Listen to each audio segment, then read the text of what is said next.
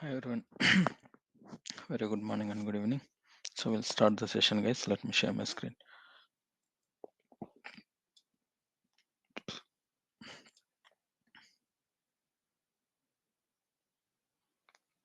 Okay. Sorry, guys.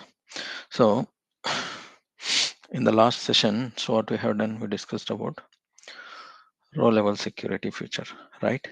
So today, what we are going to do is we will see so how to work with managed access schema.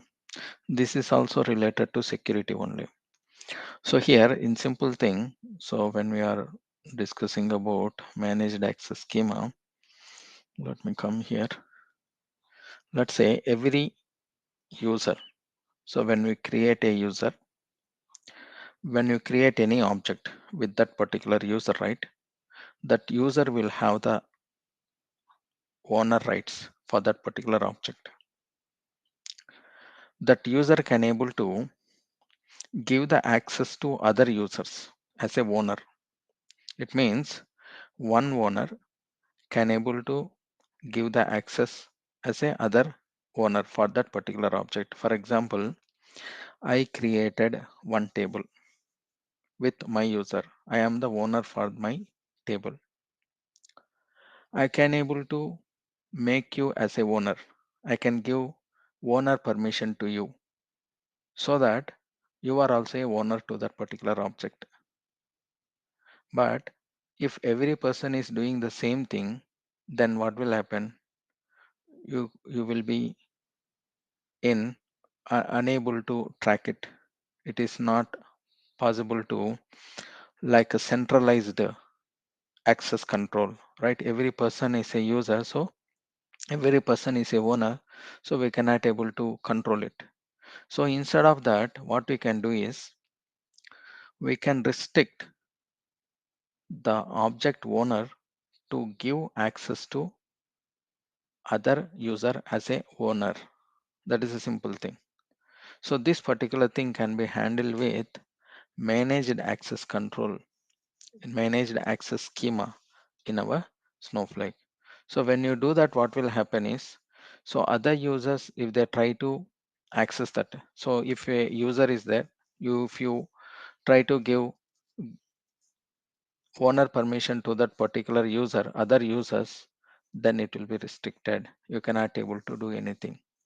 So this particular thing, so we can able to so implement with help of managed access schema. So now let's see so how we can able to work with that. With example, we will go. Let's after this, right? We will jump into the other topics related to pricing, how the pricing will work in Snowflake. So based on computation, how it will work, based on the storage, how the charges will be applicable, based on that, how we can able to control the credit limit utilization. All these things we are going to see that. So with the help of so pricing. So that we will discuss in the coming session. So today we'll see.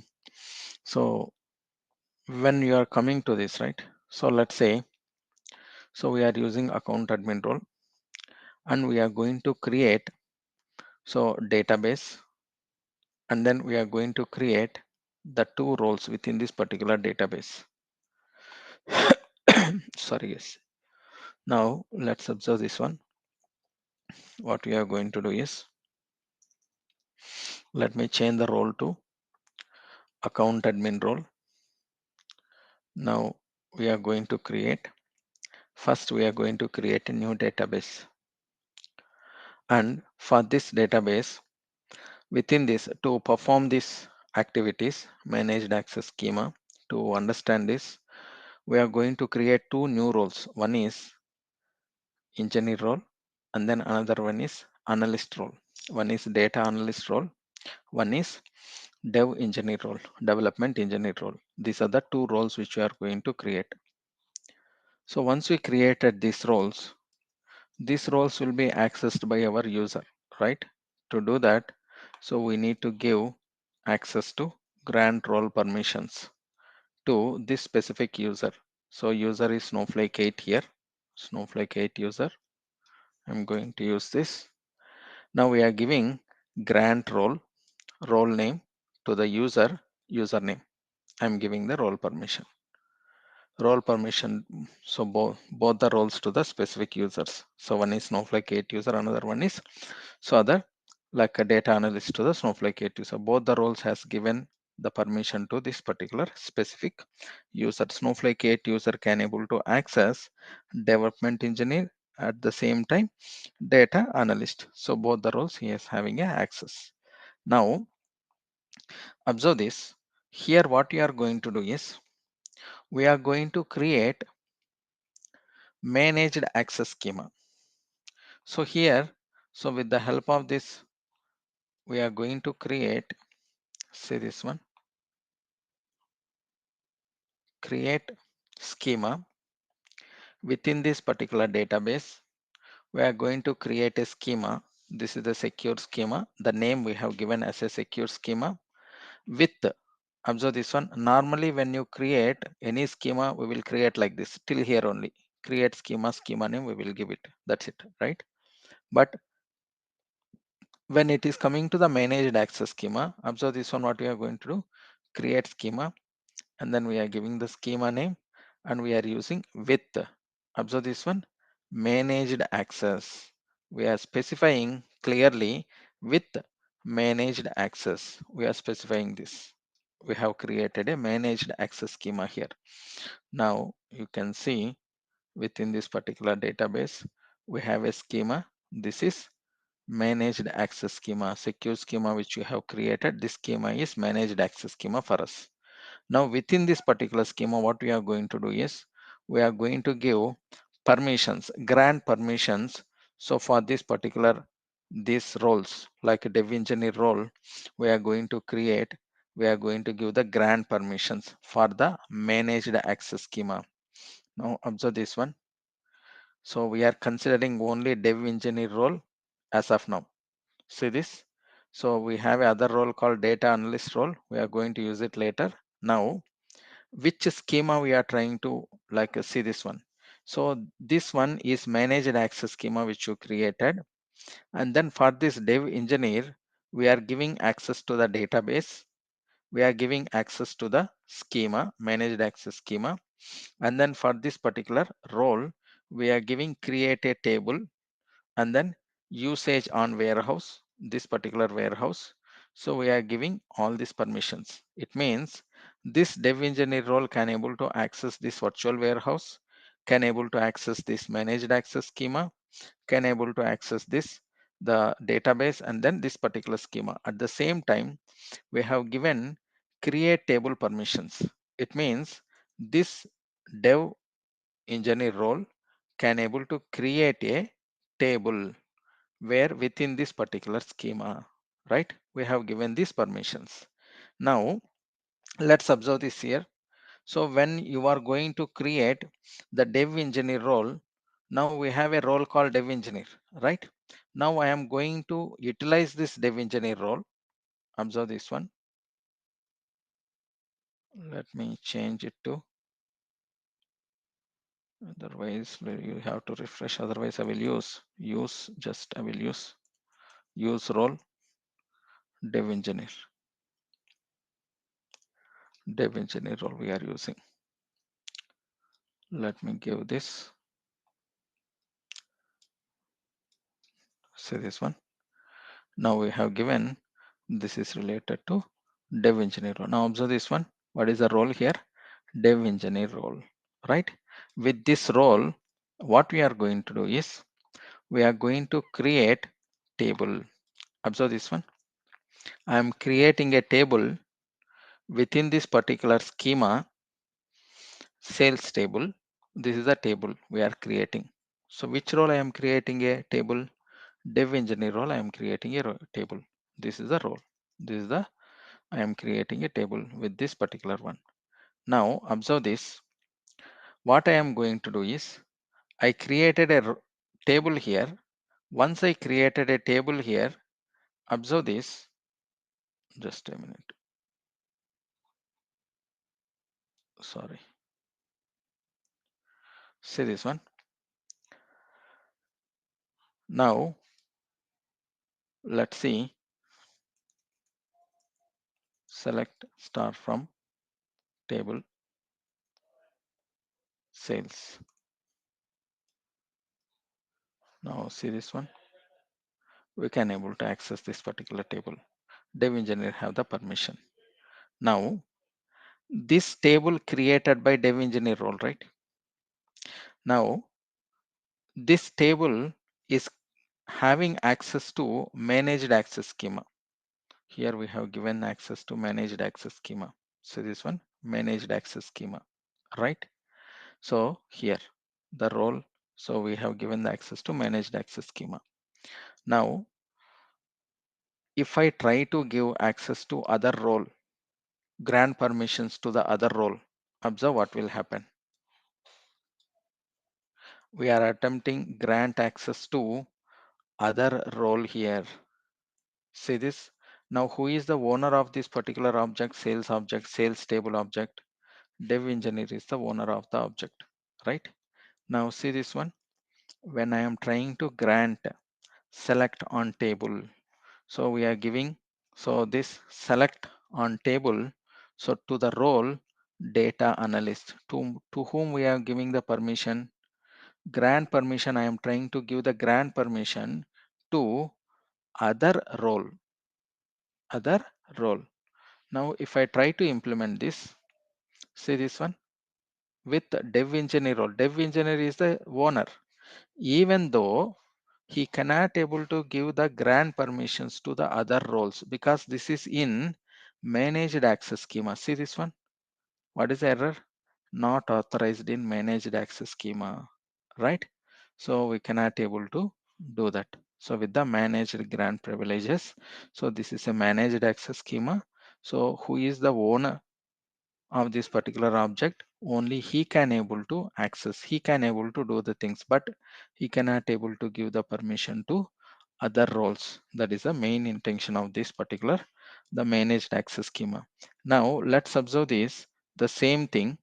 So with this, when it is coming to the grant permissions, right, what we are going to do is, let me give grant permissions for the data analyst. Observe this one, we will give the grant permissions to, let me change account admin.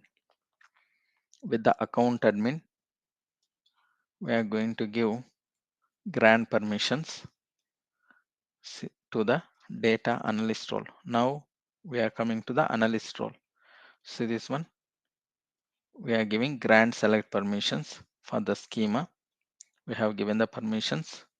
Now we are going to give the table permissions, grant select on table, and then grant usage on schema. So again we are assigning this particular role because account admin is the super user. Account admin can able to give the all the permissions, but if I try to do with the same thing with the dev engineer role, it is not possible. We cannot able to do that, right? That is not possible. Even though they are a owner, they are not a super users, it is not possible. So with help of account admin, we can able to give all these permissions, grant permissions, access rights, all these things. Now say this, when you give the grant permissions, so on this, like this is one of the future grant permissions, we can able to do that. It means going forward, if you create any table also, you will have the access to the data analyst role, not only for the current tables which it is available in the schema. Generally what we will do, grant select on table we will give, right? If you give future tables, right, going forward, if I create any table within this particular schema also, for those tables also, this analyst will have a permission. That is, so when we are going to use a future access, okay, future accesses, this is one of the option. So future access, if you give, for example, whatever the objects I am going to create within this particular schema, I should have all the permissions. Going forward also, I don't need to do it every time whenever I created a table. In those situations, we will give future access, grant select on future, the tables, future tables, all the future tables access, what we are going to do, we can able to so do that. Now if you see, we have given the permissions, right? Now select star from the table. So what is the table here? This is the table, right? Now see this. So this,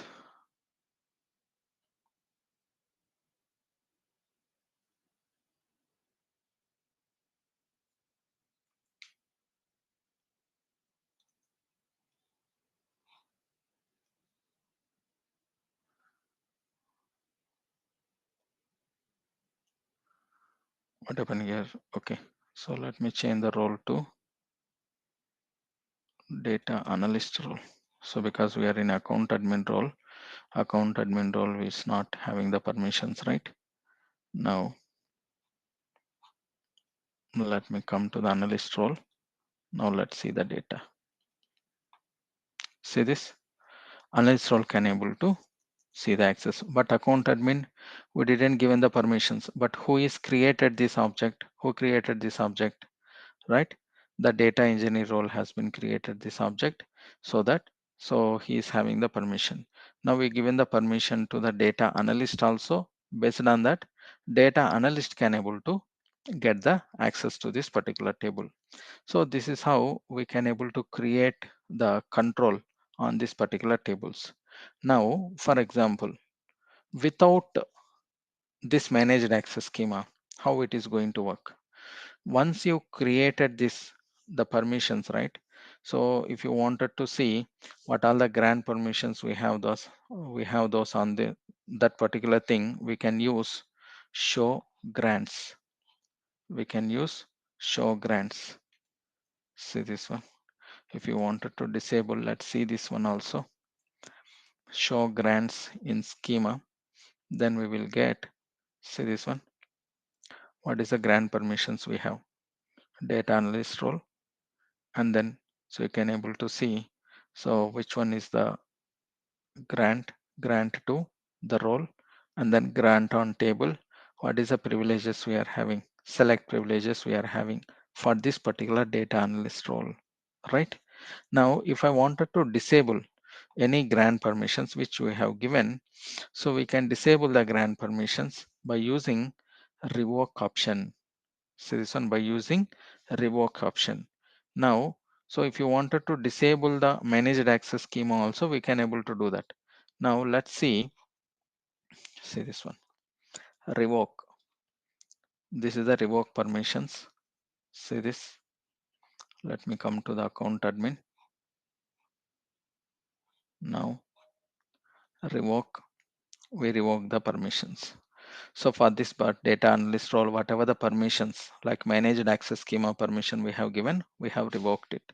At the same time, so I wanted to disable managed access schema. So this schema which you created as a managed access schema first, right? Now I wanted to disable, I don't want it to be as a managed access schema. It should be a normal schema. Then alter schema. This is the schema name. We are giving disable managed access. Disable managed access. See this one. We have given disabled managed access, which we have given now. Okay, this is fine. Now what we are going to do is, let's see. So without this, so how it is going to work it? So when we are working with this, we are going to give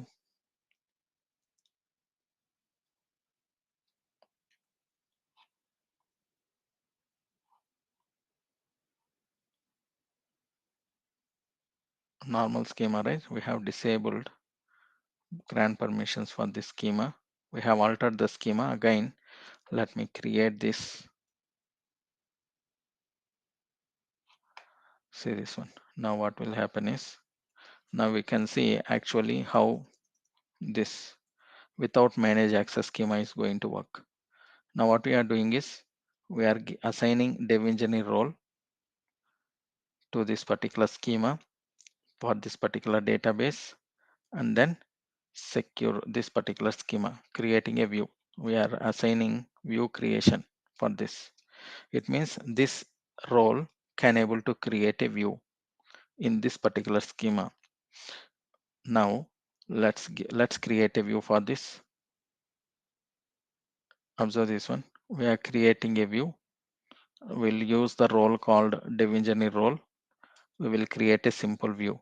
Observe this one, dev engineer role now. dev engineer role. Now I am creating a simple view. This is the view name, sales view. Now who is the owner for this view? Dev engineer is the owner for the view. All right. Now if you see, that's just we are using the sample thing, so we don't have any data here. So now let's see this. It means we can able to access the view. We have access. Now who is the owner of this view? Dev engineer is the owner of the view.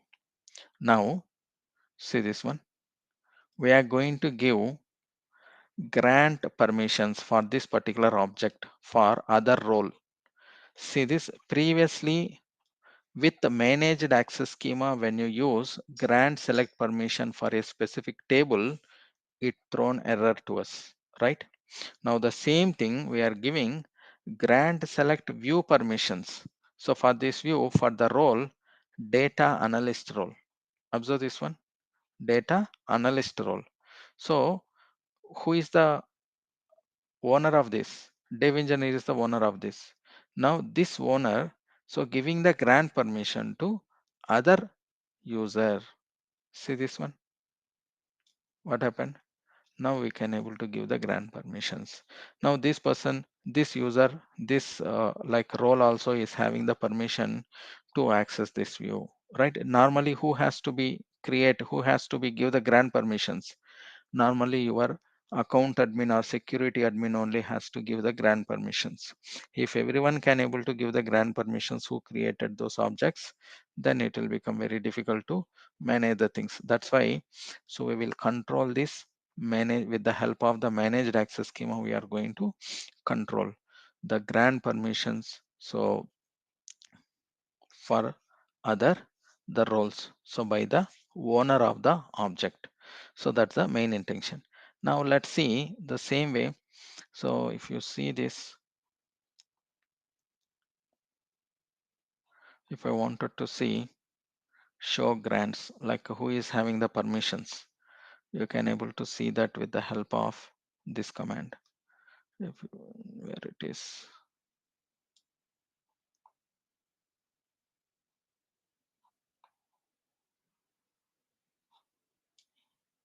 show grant permissions.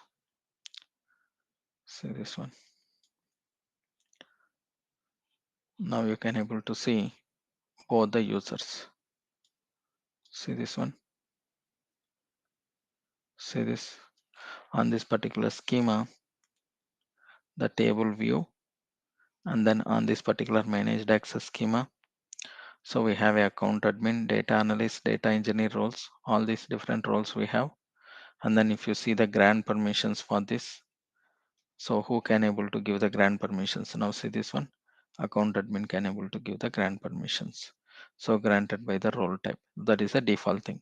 But what is happening without managed access schema? So this who created the object, they are also can able to give the grant permissions. See this, what is the like privileges, ownership privileges, usage privileges, create table privileges, create view privileges.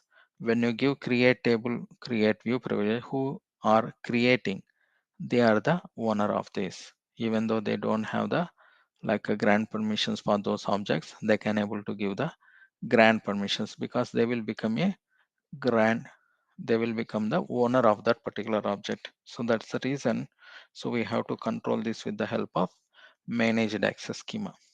Okay, this is the concept of managed access schema, guys. Now let's see, we'll discuss about this. So practical things we will see that in coming session generally. Okay, coming to the Snowflake pricing model. So when we are discussing initially in the demo session, we discussed about two prices. One is related to computation, another one is related to storage. These are the two things, right? When it is coming to the computation charges, approximately it is $3, $3 per hour. We used to tell previously it was $2, so till last 1 year and 1 year before, but now it has been little increased, so it will come up to $3. Now, per hour utilization of your computation is $3, but it is going to depend on so many factors. It is going to depend on your edition.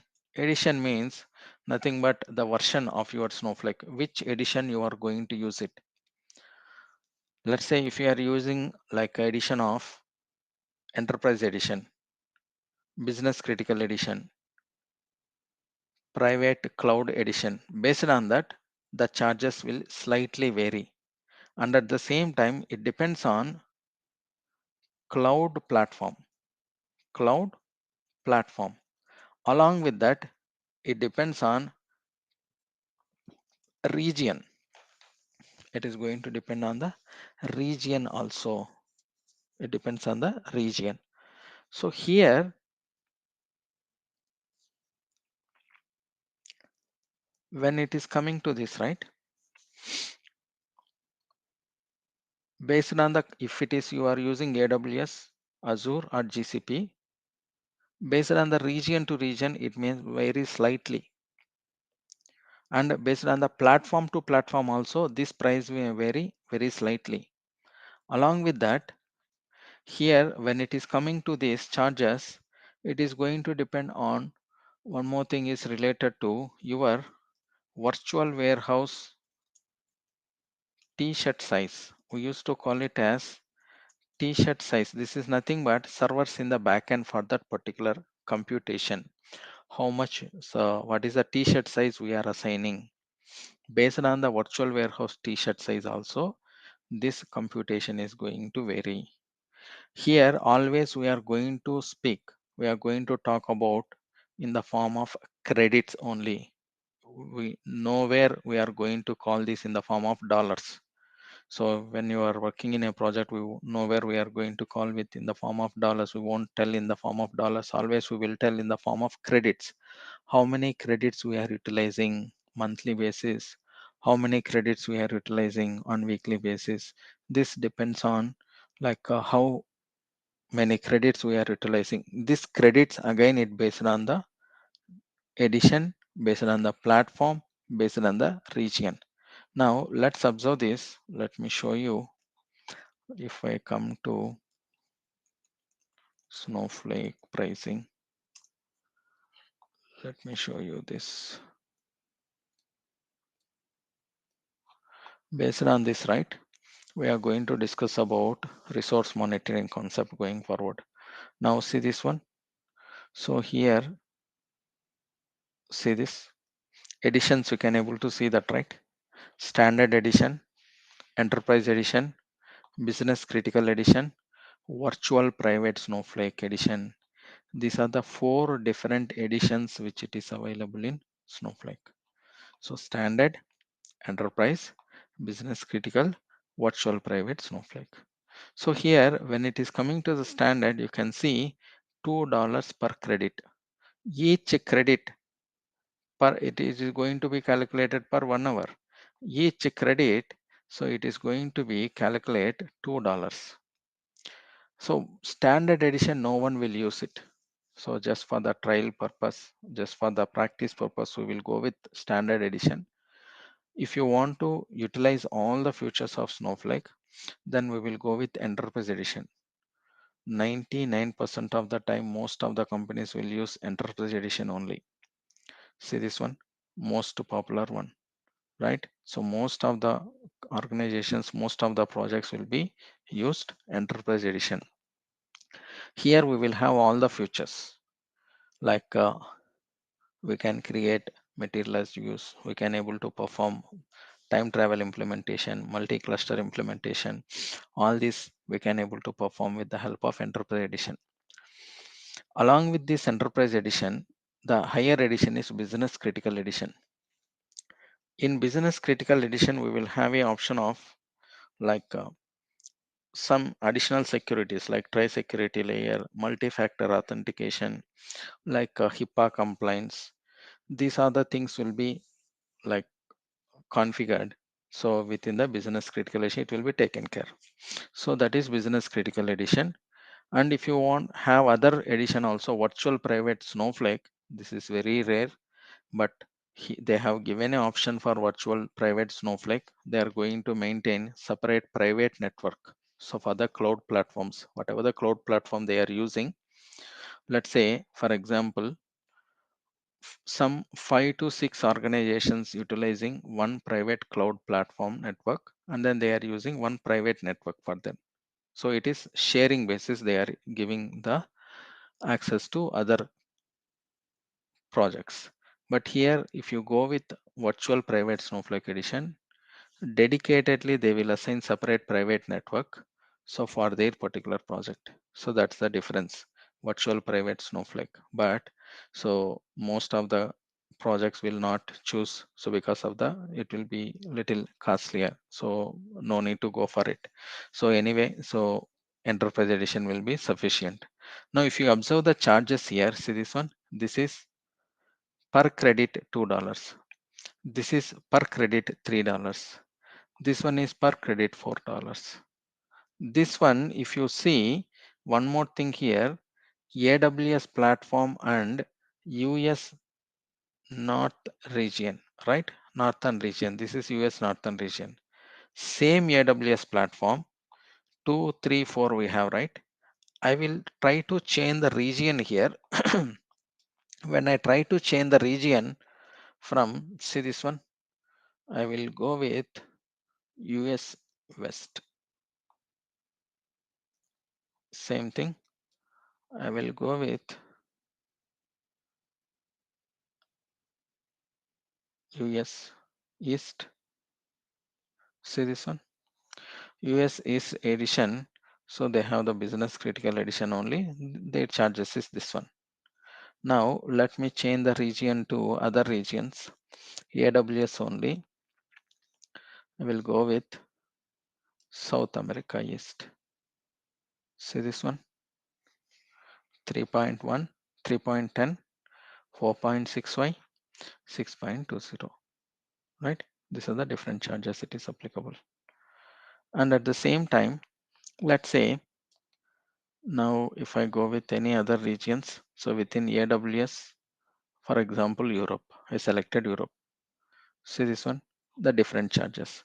The price is varying slightly based on whenever you are changing the region, the price is varying.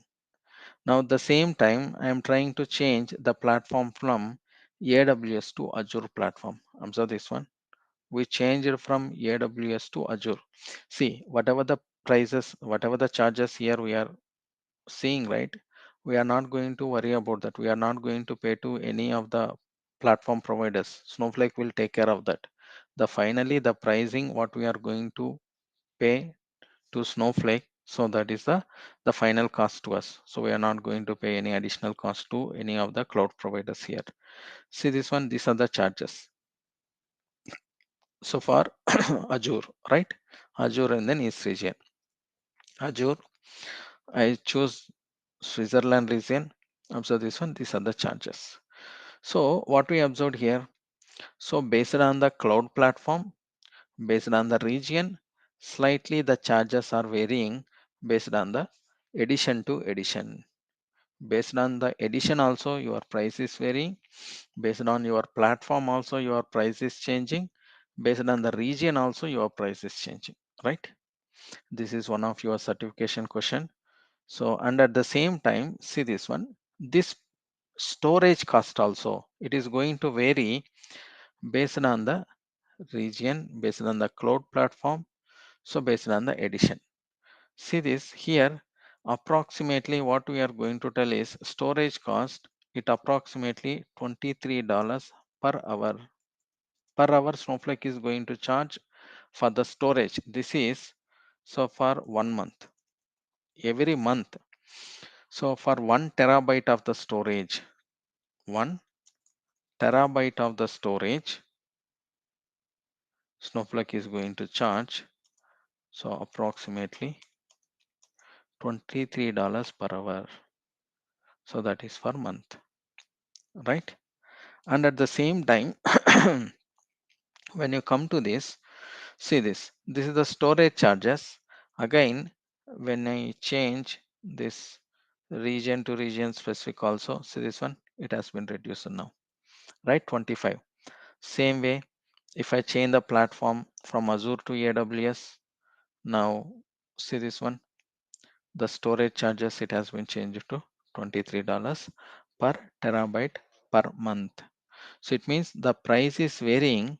So based on these things, and at the same time, along with these things, right, it is going to depend on our virtual warehouse t-shirt size, how it is going to so what is the impact on this? If you observe our virtual warehouses, right, in our Snowflake, see this is a virtual warehouse. So what is the size here? Extra small, right? This is a extra small. So here, if you observe, going forward, we will create the virtual warehouses. Let me go here. Let me show you warehouses. When I create a virtual warehouse, for example, I will create dev virtual warehouse. Here we are working with single virtual warehouse, right? But in your project, you may have different different virtual warehouses, and based on your access, you will be assigned to that particular virtual warehouse.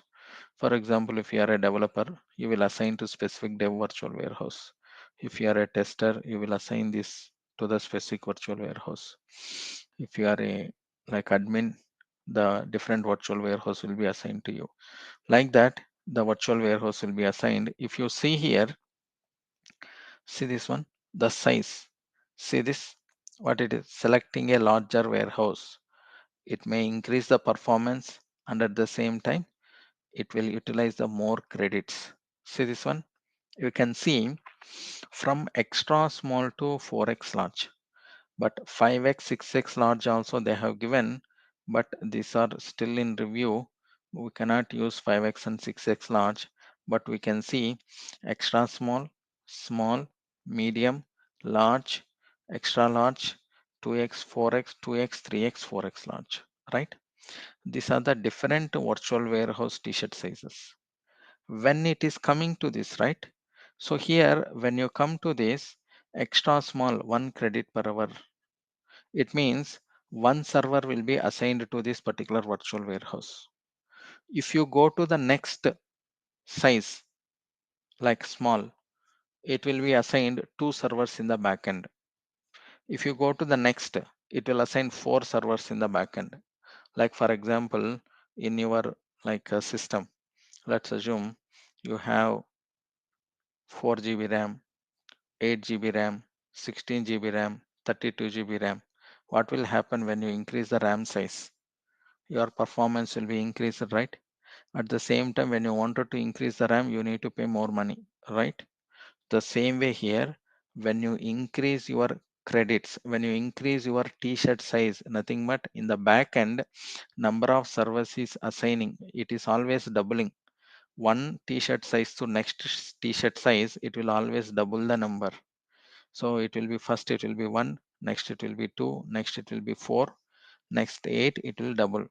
And at the same time, credits also it is going to be doubled. So extra small, when we are using, per 1 hour credit will be, for 1 hour utilization, it is going to utilize 1 credit. 1 credit means how much? Based on your edition, it is going to be calculated. For example, we are using enterprise edition. 1 credit means it is going to be $3. $3 multiplied by 1 credit.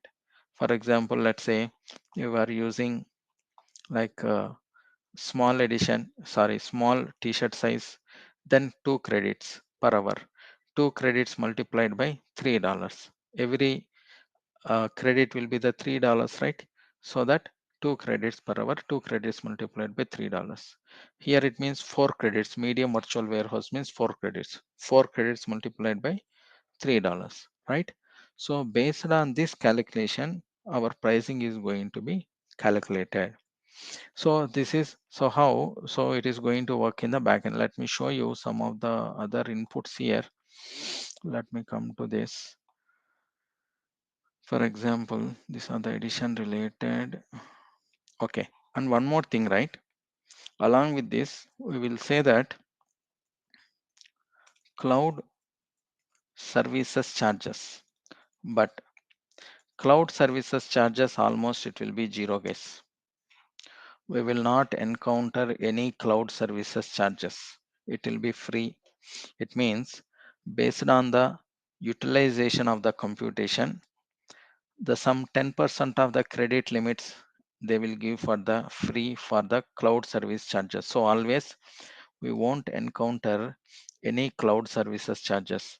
So if you observe this here, see this one, you can see cloud services charges is applicable here, storage charges, computation charges, and then cloud services charges. But coming to the cloud services charges, see this one, 10% of the daily credit computation, it will be free. So if you observe here also, let me show you, we will create it, just we will create it. Later we will come to that again. For example, in the cost management, see this, till today we have used 9.13 credits, $9.13. And then how many credits? It's a 3 credits, and then this many dollars. And if I go to see this one, observe this, what you can see it here. Cloud services, zero. Cloud services, there is no charges. What about the computation charges? Computation charges is 3.6, right? But what about the cloud services charges? There is no charges for the cloud services. If you go inside this credit utilization, you can able to see in depth related to storage charges, computation charges. Let it come. It's refreshing here. See this one, storage charges, data transfer charges. Data transfer charges is there, but we won't encounter this at this moment of time. I will tell you what it may be, what it will be.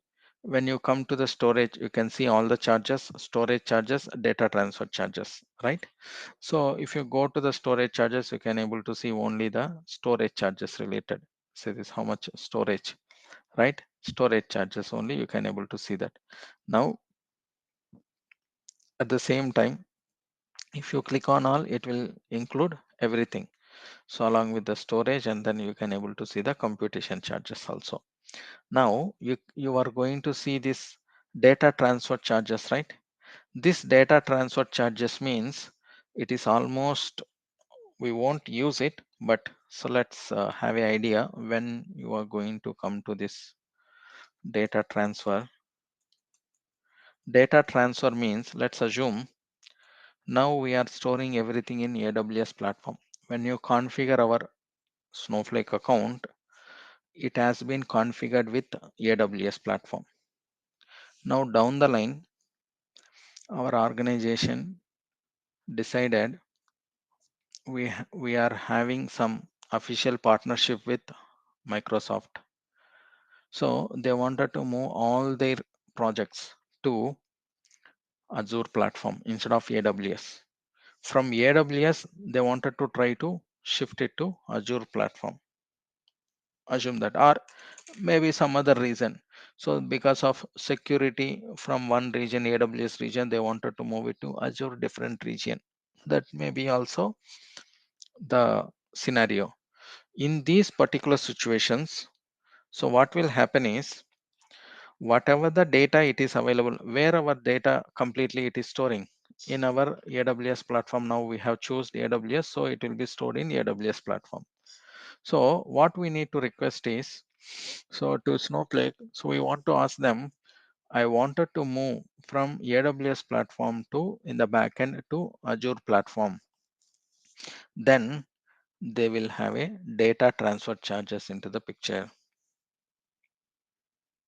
from AWS to, for example,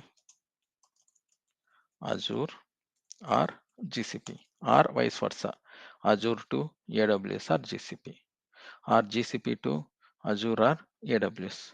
So when we are changing the backend platform, so which the data is storing, then only the data transfer charges will come into the picture. There also, so there is charges related to different things like region to region, region to other region, region to other cloud platform. there is a different charges. See this, for example, let's assume AWS we have. This is a region which we are having now. Outside the region, let's assume within the state you are moving from one city to another city. There is no charges, guys. But one state to other state, the charges is applicable. One country to other country, one platform to other platform, then these are the charges. Within the region, there is no charges. Within the region, you may have different zones will be there. So, but there is no charges within the region. So, if you are moving, so but outside the region, within the AWS as well, we have different regions. You wanted to move from one region, for example, North was in a region to we wanted to move it to UU region. Then there will be different charges, right? And so one platform to other platform, see this one, transfer to different cloud platform. It means AWS platform to Azure, AWS platform to GCP. These are the data transfer charges. So if they wanted to move it the completely from one platform to other platform in the back end, then only these charges will come into the picture. Otherwise, these charges we won't consider it. So based on these calculations, right? One more thing, sorry, observe this. Here you can able to see warehouse sizes, number of servers it is going to assign in the backend, number of credit utilized, and then we can see credits per second, how much it is going to be calculated. This is very important. In certification, you will get this question. So Snowflake always, when it is going to computation, right? When it is charging for the computation, when it is charging for the computation, what will happen is, let me show you. First minute when the virtual warehouse is started, nothing but 60 seconds. By default, it is going to charge for 1 minute, nothing but 60 seconds it will charge. When your virtual warehouse is started, when your virtual warehouse started or it is resumed, when it is resumed or when it is started, the Snowflake is going to charge by default for 1 minute, irrespective of how much time your query is running, less than 1 minute. It means if the query is running only 5 seconds, first time when your virtual warehouse started, it will charge for 60 seconds only.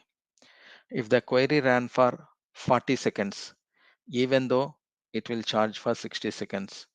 If a query ran for only 4 seconds, even though it will charge for 60 seconds. By default, Snowflake is going to charge when virtual warehouse started, it will charge for 60 seconds. After 60 seconds, it is going to charge for every second. After 60 seconds, this is after 60 seconds, nothing but after 1 minute, the charges will be every second.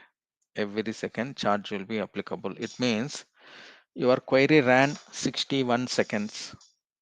Your charges will be for 61 seconds only. Your query ran for 70 seconds. The charge will be for 70 seconds. Your query ran for 63 seconds. 63 seconds only it will charge.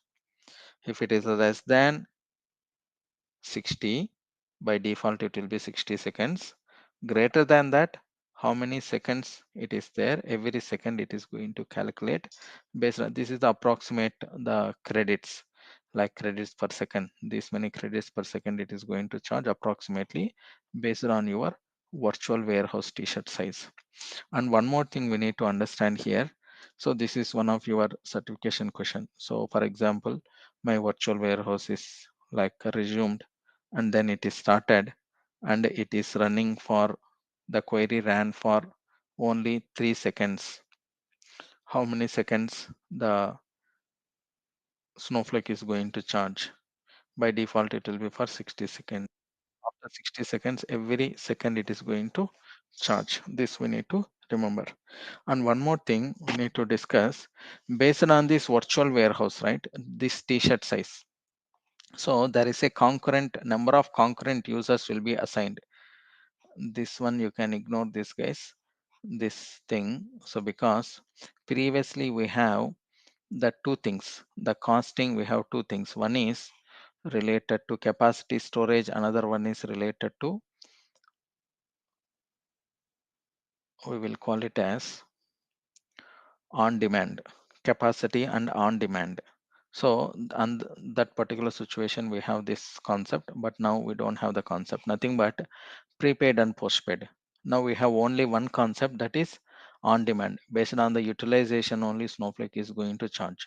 So before, 1 year before, what we have the option is, so Snowflake customers can able to pay like advance, like 1 year before they can able to purchase, like kind of prepaid. So when they are going to give the prepaid amount, like nothing but if you are purchasing early, then they will have a special discounts. So but now, so they remove that. They, Snowflake is going to charge only based on the on demand, nothing but based on the utilization. For example, this month we have utilized around 6,000 credits, they are going to charge for 6,000 credits. The next month they are going to utilize for 8,000 credits, they will charge for 8,000 credits. The capacity storage, that is nothing but pre-purchased, that is disabled nowadays, there is no other option. And one more thing is, here I wanted to discuss something. Yeah, let's say number of concurrent users. Let me, this is okay. Let me come to this only. I'll tell you what I'm trying to tell.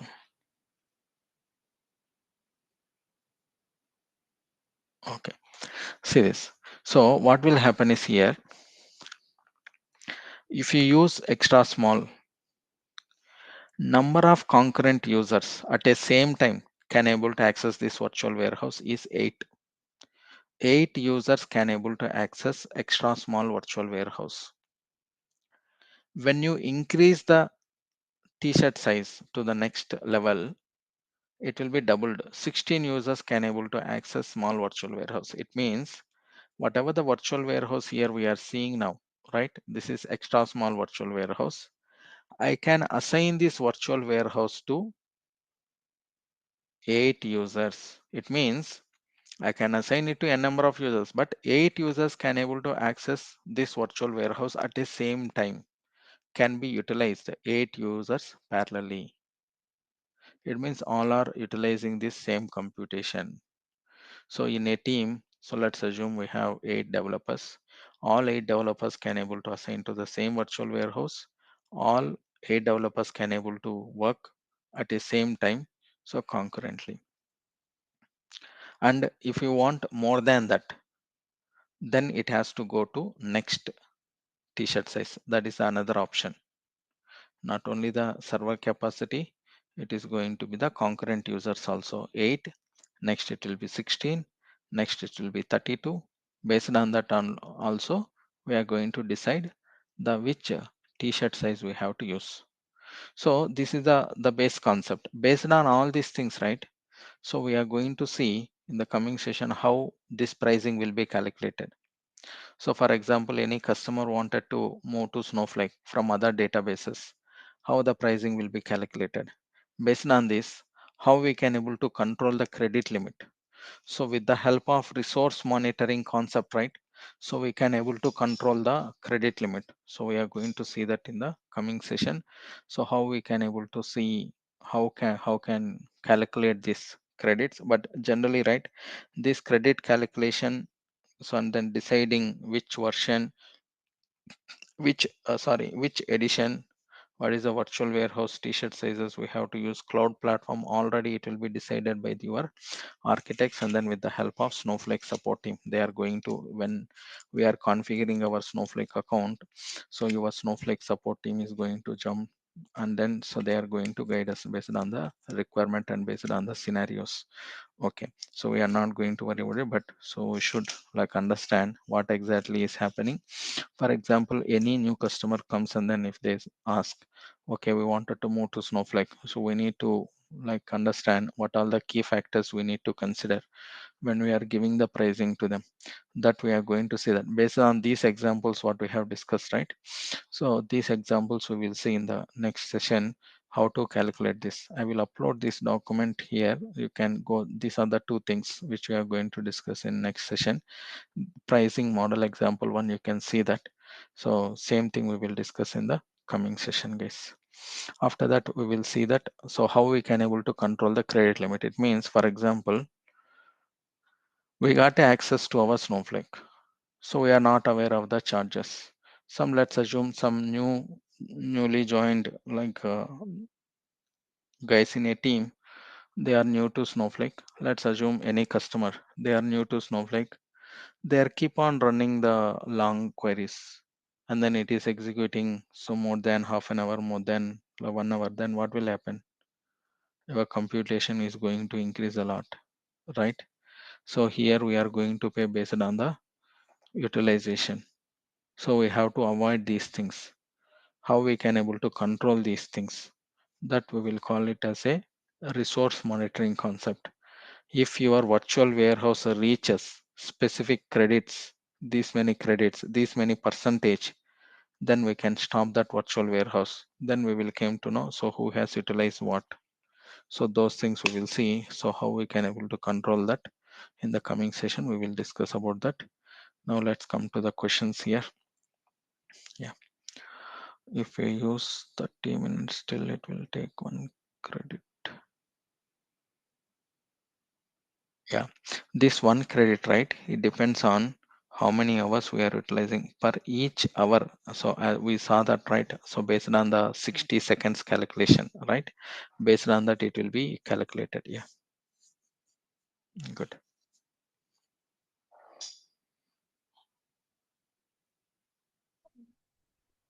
In projects, generally they will assign the virtual warehouse for each project, or how is it? Yeah, Yes. generally yeah, got it, Kalyani. Generally, what will happen is in a project, we will create multiple virtual warehouses in next session. We will understand. What we will have is we will have multiple virtual warehouses. For example, you belongs to a development team, you will have separate virtual warehouse. You belongs to a admin team, you will have separate virtual warehouse. You belongs to like reporting team, you will have separate virtual warehouse. Based on your team, like you will have a multiple virtual warehouses within a single project.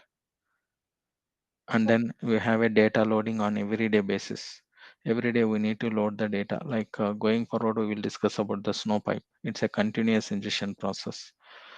Those things scheduling every day 6 o'clock we need to load the data to our Snowflake tables. That is a scheduling basis.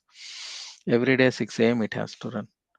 In that situations, we have to assign a different virtual warehouse t-shirt size because every day the load will happen. We need more capacity. So based on the requirement, we will create different virtual warehouses. We will assign that virtual warehouse to the specific task. That's the reason if you observe when we discuss about the task, we are assigning the task to the specific virtual warehouse, right? That Mm-hmm. because of the schedule. Okay, based on that, we will assign it. Yeah. Role and virtual warehouse are interrelated. No, it's completely different. Role is different. Virtual warehouse is just think about it is a computation capacity. Just think about your like let's say your laptop capacity. Okay, like Yarn in the Hadoop. I'm not aware of that, Kalyani. What exactly it is? Is it related to computation capability? Yes, yes. If it is yes, yes. Okay. Because based on each project, yeah, currently I'm working on Hadoop Mm-hmm. Mm-hmm. cluster. Here, how it works is based on your FID, the Okay.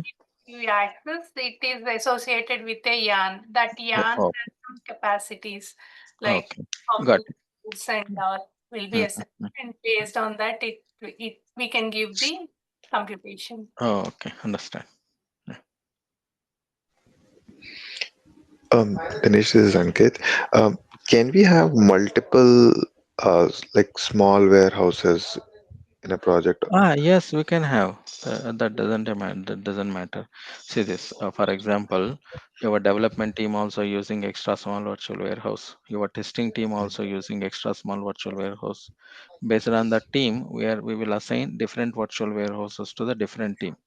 If you see, when we created a roles, right, we assign the role to the specific virtual warehouse, right? For example, Mhm. developer role we will assign to one virtual warehouse. Tester role we will assign to other virtual warehouse. It depends on us. You can give extra Okay. small, you can give medium, or you can give large. But uh, no one will use large guys. Don't. So we have a option, but we want to go for large because if you go for large, the capacity will increase. Your charges will be increased. Max to max, we will go up to medium. Yeah, that was my next question. Like, I mean, when do we use Mm. the small one or the large ones, right? So, yeah, Yeah, what will happen is by default we will assign to the like extra small, and then if as we discussed, if the number of users is like at the same time, if you think that okay more than 8 users will access my virtual warehouse at the same time, then we will go for next level. Along with that, we will think about like what is the utilization. So how much time the queries is running. Along with that, we will have a like a capacity storage in the backend. So when you run a query, if your server capacity is not enough, in the query profile view, if you observe anywhere, let me show you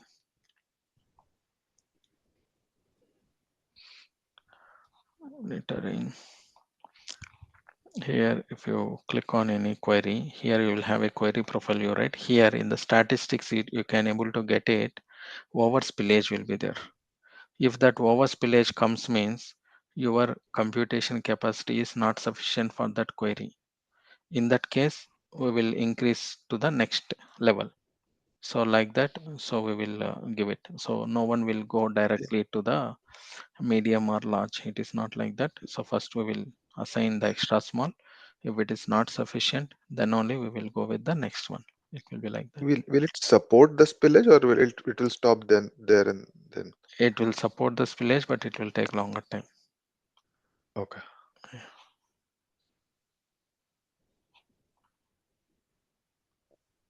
Mm. Hi Dinesh, this is First Venkat time here. charges 60 seconds. Yes, Venkat, I will come to you.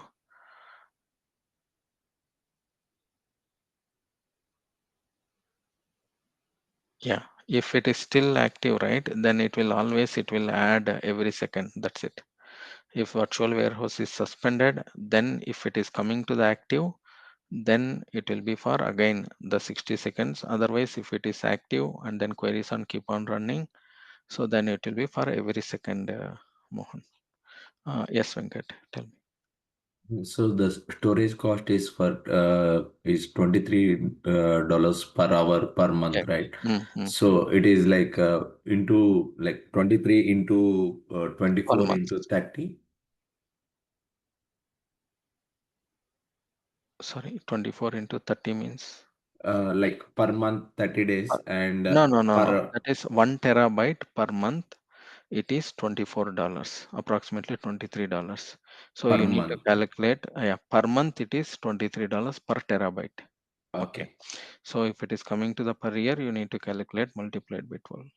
okay, Yeah, thank you. it is not per day. Okay, got it.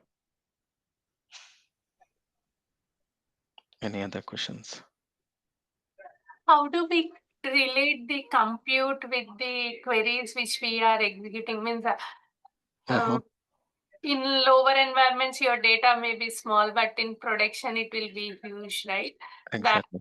Mm. then how do we configure it on the fly, or is it how does On the fly, we won't do it generally. What will happen is, so based on the utilization, what is going to be happen is, for example, always we will limit the volume of the data. So when we are processing, so we are going to, as per the best practices, right? When you are processing file also, we will limit less than 50, like a 500 MB size of the data. So it has to be like a finished. So within any larger the query, it has to be finished within like a 15 minutes. Like that we are going to plan. So based on that, so we will increase the mostly. So when you have the queries so running so more than like longer time, so first like 1 or 2 weeks, so we will have like a dry run, or we will call it as a warranty period, right? There we are going to understand exactly which virtual warehouse has to be assigned so for this particular the job. So based on that, we will decide it. Okay, this may be the sufficient. So approximately we will use like small or medium. So if it is not sufficient, then we will think about it. It will be like that. After going to production, we'll configure based on the utilization. We'll Exactly. Yeah. minimum and then configure it. Yes. These all configurations will be done by the development team, or is it like we It will will have be, yeah. separate? Basically, it will be taken care by like your infrastructure team. They will take care of it. Or generally, what will happen is when they are setting up the first time the account, your Snowflake support guys will be there. So they are going to guide us. Oh, Yeah. Based on their experience, they will tell us by seeing the volume of the data and all. They will tell us, okay, this may be your sufficient virtual warehouse. So based on that, we will configure it. If it is not sufficient, then we will take a action. Then we will take a call on that. oh. So it's not dependent upon the data what our query is fetching, right? But how long our query is How running. long the query is running exactly. Okay, okay. And even if we have say large warehouse and we don't Mm. use it at all, like it's sitting idle, but still we are gonna get charged for that, is it?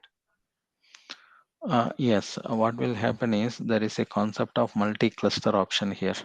Okay, that we need to discuss in the coming session. So what will happen is it is going to like parallelly distribute our data, parallel processing up to 10 clusters within the same virtual warehouse. It will distribute the data to the 10 clusters. So if it is not like utilizing all the 10 clusters, it will release one by one, so that it will not charge for all the clusters. It will charge for only so what you have utilized. Okay, but if it is we are not using it at all, then it is not going Then to it will charge. come to the suspend mode. Okay, Yeah. So I will show you the configurations in the coming session. Then we can understand that one. thank you. Any other questions? Okay, yes. Thank you. See you tomorrow.